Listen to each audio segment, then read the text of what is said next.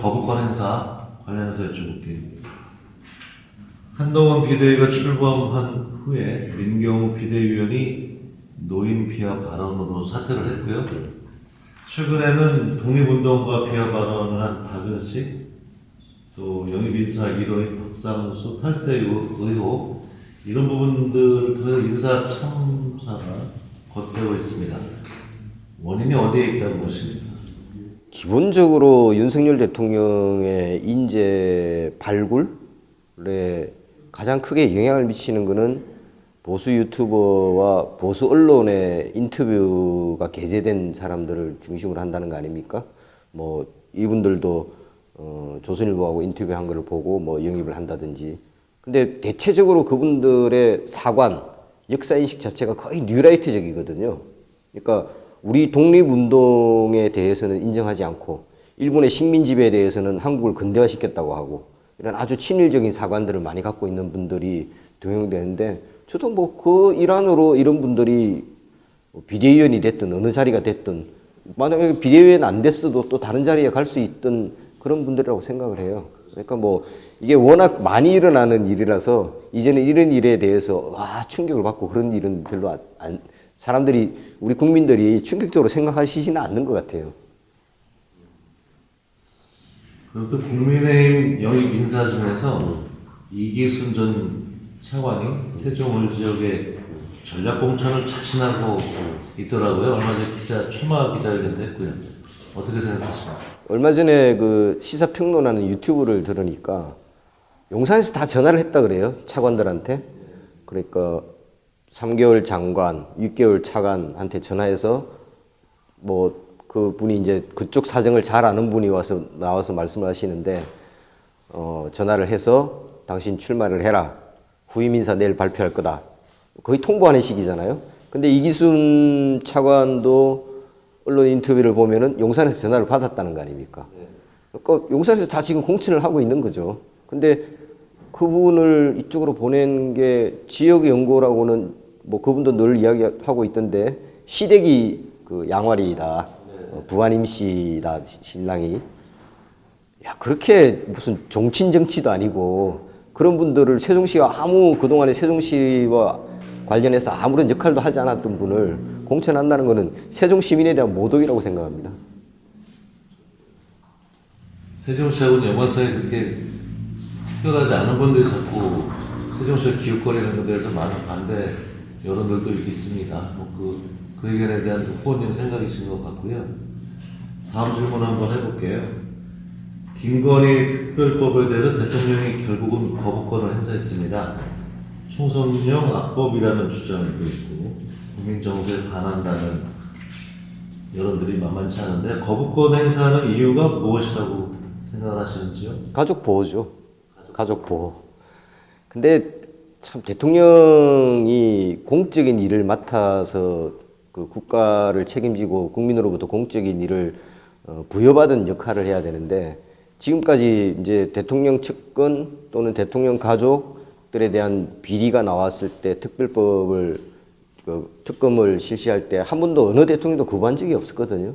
뭐 이전에 YS도 그랬고, 뭐 심지어 노태우 대통령 때도 전두환에 대한 부분도 그랬고, 또 김대중 대통령 때도 그랬고, 또 노무현 대통령 때도 그때는 특검은 아니고 이제 검찰에서 그냥 그 형에 대해서 수사를 한 거잖아요. 그렇듯이 지금까지, 아니 국가를 대표하는 사람이 어떻게 가족을 보호하기 위해서 국회에서 182명이 찬성해서 통과시킨 법을 그렇게 쉽게 거부한다는 게 말이 안 되는 거고, 두 번째로 그 특검법에는 김건희 도이치모터스 주가 조작 사건이란 말만 거기에 들어간 거지 이전의 특별법하고 달라진 게 전혀 없거든요. 근데 그걸 악법이라고 규정한다는 거는 윤석열 대통령이나 한동훈 비대위원장이 그 최순실 국정농단 특검 할 때 그것과 법 체계가 똑같잖아요. 뭐 브리핑도 해야 되고, 그 다음에 또 그 수시로 이제 그 수사 상황에 대해서 브리핑도 해야 되고, 그 다음에 야당 추천해서 그 특검도 선정해야 되고, 이런 건 다 똑같잖아요. 근데 갑자기 김건희 특검법은 악법이다? 그 말이 안 되는 거죠. 그러니까 이미 60% 이상, 영남 지역에서도 60% 이상의 국민들이 이거는 잘못됐다고 이야기를 하잖아요. 그러니까 아마 지금 국민의힘에서도 골치 아플 거예요. 이게 선거는 다가오고 있고. 이어서 또 하나 여쭤볼게요. 이 국회 제정 법안에 대해서도 벌써 6차례나 또 거부권이 행사가 됐어요. 그리고 이태원 참사 특별법도 거부권 행사가 유력하다는 예측도 이어지고 있고요. 연이은 거부권 행사가 의미하는 바는 어떤 의미가 있을까요? 대통령의 권력을 사유화하는 거나 마찬가지죠. 그러니까 국회를 철저히 무시하고 대통령이 그 김건희 여사가 녹취록 보면은 우리가 집권하면 가만 안 둔다 이런 이야기 많이 하잖아요. 그게 지금 그대로 실현되고 있는 거잖아요. 예를 들어서 이태원 참사 특별법을 거부권을 행사한다? 왜 하죠? 거부권을? 이태원 참사에 대해서 진상규명을 요구하는 국민들의 목소리가 그렇게 높은데 그 젊은 청춘들이 100명 이상이 이렇게 숨지는 그런 사고가 났는데 그에 대해서 조사를 하자는데 진상을 규명하자는데 대통령이 거부권을 행사한다? 이전에 윤석열 대통령이 그런 말 하잖아요. 국민의 생명을 보호하지 못하는 대통령이 무슨 대통령이냐고. 그럼 그걸 딱 뒤집어서 생각하면 되는 거죠. 근데 만약에 이태원 참사 특별법까지 거부권을 행사한다고 한다면은 전 국민들이 이제는 대통령을 거부해야 되는 상황이 오지 않을까 그런 생각이 듭니다.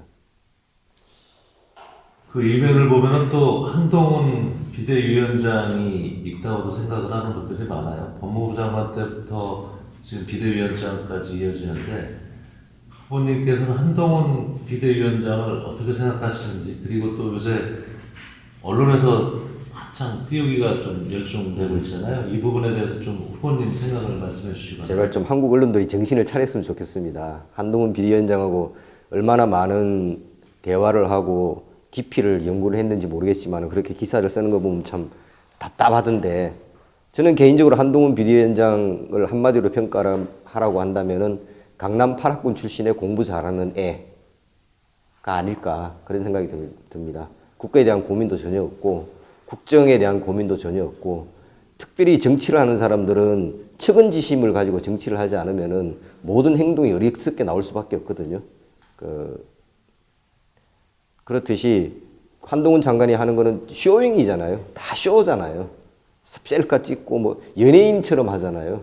그게 국민들의 마음을 움직일 수 있나요? 지금 다니면서 하는 거는 언론이 정확하게 봐야 되는데 그 자리에 모인 사람들은 일반 국민이 아니고 시민이 아니고 그러니까 지역위원회 또는 시당위원회의 신년회 인사를 가는 거거든요. 그럼 다 당원들이에요. 그게 출마 예정자들이고 출마 예정자들이 지지자들이고 그 사람들이 모여서 자기들끼리 하는 거예요. 그거를 마치 국민들하고 뭐 이렇게 함께하는 듯한 모습을 보이는데 제가 볼 때는 조만간에 거품이 꺼질 겁니다. 왜냐하면 이제 총선 국면에서 정치 국면에서 계속 현안들에 대한 기자들의 질의가 이어지고 하면은 언제까지 그걸 회피할 수는 없잖아요. 지금 요즘 조금 회피하는 듯한 경향을 보이던데 그래서 제가 볼 때는 거품이 꺼질 거고 제발 좀 정치하는 자세, 본연의 자세를 가졌으면 좋겠다는 생각을 합니다.